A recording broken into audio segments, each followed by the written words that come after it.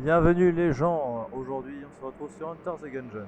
Alors j'ai déjà fait 3 épisodes que je considérais comme pour présenter un peu le jeu. Mais là maintenant je vais vous présenter on va dire le hub et tout ce qu'il faut et tout ce qu'on peut faire quand on débute dans le jeu.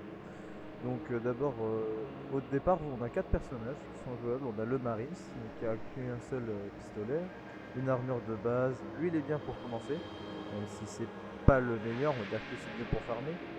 Le pilote le pilote, lui, il a juste un pistolet qui est pas très précis, un kit de crochetage qui fonctionne pas souvent. Mais on va dire que lui, c'est le meilleur si on veut débloquer des objets. Ou si on veut en tout cas apprendre à mieux jouer.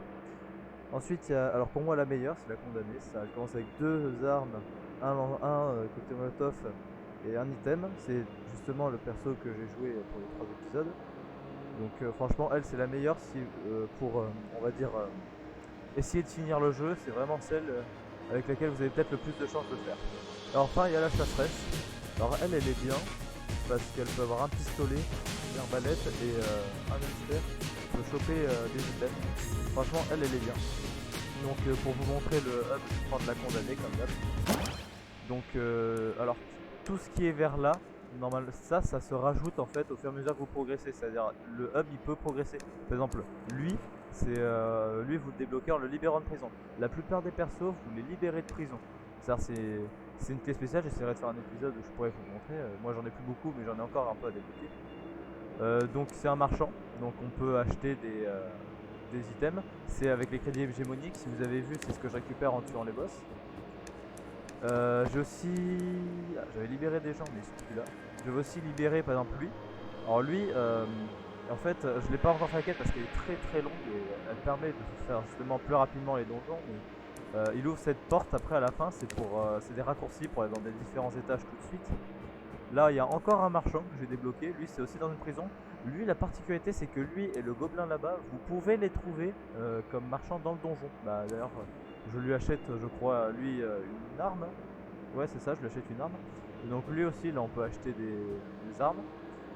Donc c'est plutôt pas mal. Ensuite là il y a les gardes, alors eux font pas grand chose. Il y a eux c'est des défis en fait qu'ils te donnent dans des salles. Alors eux c'est vers le 3ème étage qu'on est rentré. Là on a le marchand. Alors c'est le tout premier marchand qu'on débloque. Donc qui se compose d'un robot et de elle, donc vous pouvez leur parler, il y a un petit lore. Voilà, donc par exemple voilà, donc là elle explique un peu le système de crédit hégémonique. Donc qui est la monnaie. Et lui il a pas beaucoup de discours. Donc là vous voyez que j'ai acheté une arme. Là par exemple je peux acheter un sac à main à cœur. Là je peux acheter une arme. Là je peux acheter balle enragée. C'est que des items. Bon c'est pas très intéressant. Franchement bah, je vais acheter le sac à main à cœur parce que je l'avais pas et je crois que c'est tout, je peux en acheter d'autres. Eux ils servent pas à grand chose. Alors là il y a le roi, là il y a le serviteur, hein, pour ceux qui n'avaient pas remarqué. Et il y a lui, alors lui il est plutôt drôle. On voit déjà qu'il est alcoolique. Mais en plus quand on lui parle, par exemple, donc là il parle du chevalier manuel qui est là, c'est le tuto. Et il parle aussi du... quand on a tué un boss, et ben quand on tue un boss, il va parler par exemple, il va un peu le décrire, il va parler de notre précédent. Donc là il y a le... Là il y a, voilà, là il y a le tuto, donc je vais le faire avec vous, hein, comme ça je pourrais vous montrer un peu. Le tuto est super bien fait. Non, par contre je vais pas... voilà, je vais passer parce que moi je le connais, je vous conseille par exemple... Ah. Pourquoi est-ce que je dois pas voir d'accord. Ah mais oui c'est vrai, alors vu que je l'ai déjà fait, je peux pas vous le refaire, c'est dommage. Bon en gros je vais vous dire un peu ce qu'on peut faire. En fait il vous apprend à sauter. Quand vous sautez vous êtes invincible aux balles. Vous ne pouvez pas mourir en sautant. Ah bah voilà justement.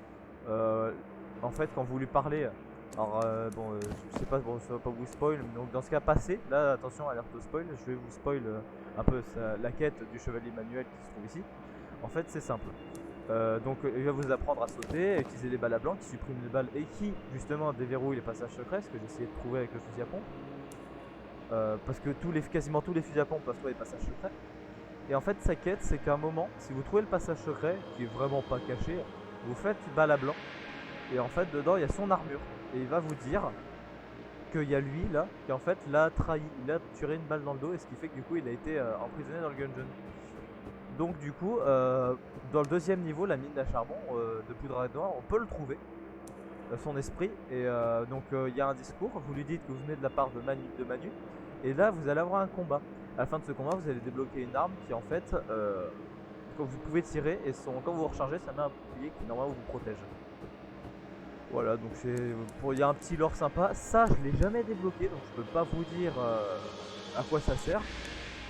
J'ai entendu dire qu'il y avait, c'était justement un truc qu'on pouvait débloquer dans tout ça, mais voilà.